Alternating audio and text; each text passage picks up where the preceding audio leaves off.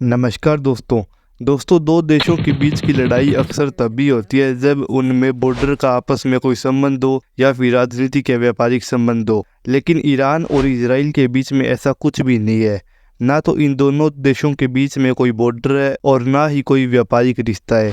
तो फिर आखिर ये दो देश आपस में लड़ क्यों रहे हैं? क्यों एक दूसरे को भाई भाई कहने वाले ये दो देश अब एक दूसरे के खून के प्यासे बने बैठे हैं? आइए जानते हैं इस वीडियो में। दोस्तों, साल 1948 में फिलिस्तीन नाम के एक देश से निकलकर इजराइल का निर्माण हुआ था, जैसे कि पाकिस्तान का भारत से निकलकर निर्माण हुआ था। लेकिन उस समय वेस्ट एशिया के लगभग मुस्लिम देशों ने इजराइल को मान्यता देने से मना कर दिया, क्योंकि इजराइल यहूदियों का देश था। लेकिन उस समय ईरान ने इजराइल को देश होने की मान्यता दी, क्योंकि शायद उस समय ईरान भी यहूदियों का देश हुआ करता था। उस दौर के करीब ईरान और इजराइल के बीच रिश्ते काफी बढ़िया थे, और ये रिश्ते इतने बढ़िया थे कि इजराइल की खुफिया एजेंसी मोसाद ईरान की खुफिया एजेंसी को ट्रेनिंग देती थी। दोस्तों, 60 के दशक के करीब ईरान पर राजा शहर रजा पहलवी का शासन हुआ करता था। लेकिन उस समय के करीब ईरान के धार्मिक नेता खुमैनी ईरान को मुस्लिम देश बनाना चाहते थे, और धीरे धीरे वहाँ के लोग खुमैनी के पक्ष में होने लगे और वहाँ पर लोग रजा पहलवी के खिलाफ हो गए, जिस वजह से राजा को देश छोड़कर भागना पड़ा और साल 1979 में ईरान को मुस्लिम देश घोषित कर दिया गया।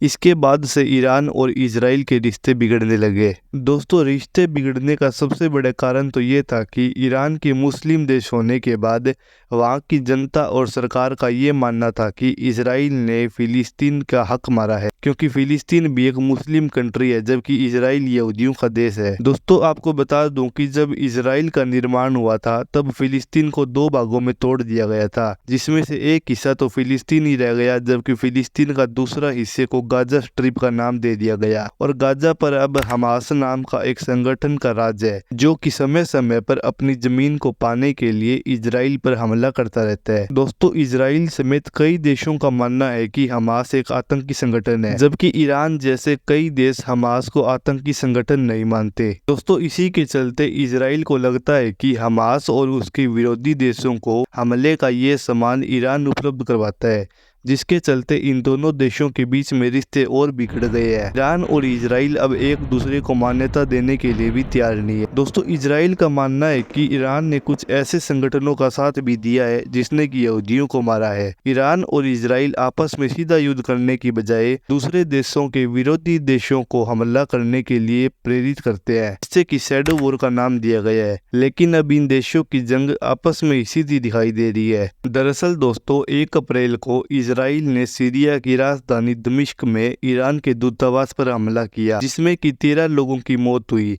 और इन 13 लोगों में ईरान के 7 सैन्य अधिकारी भी मारे गए। इसके बाद ईरान का सब्र का बांध टूट गया और उसने करीब 13 अप्रैल को इजराइल पर अपनी 300 से ज़्यादा मिसाइल को लॉन्च कर दिया।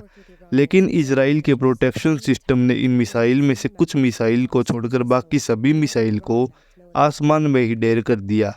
तब से लेकर अब इन दोनों देशों के बीच युद्ध चल ही रहा है।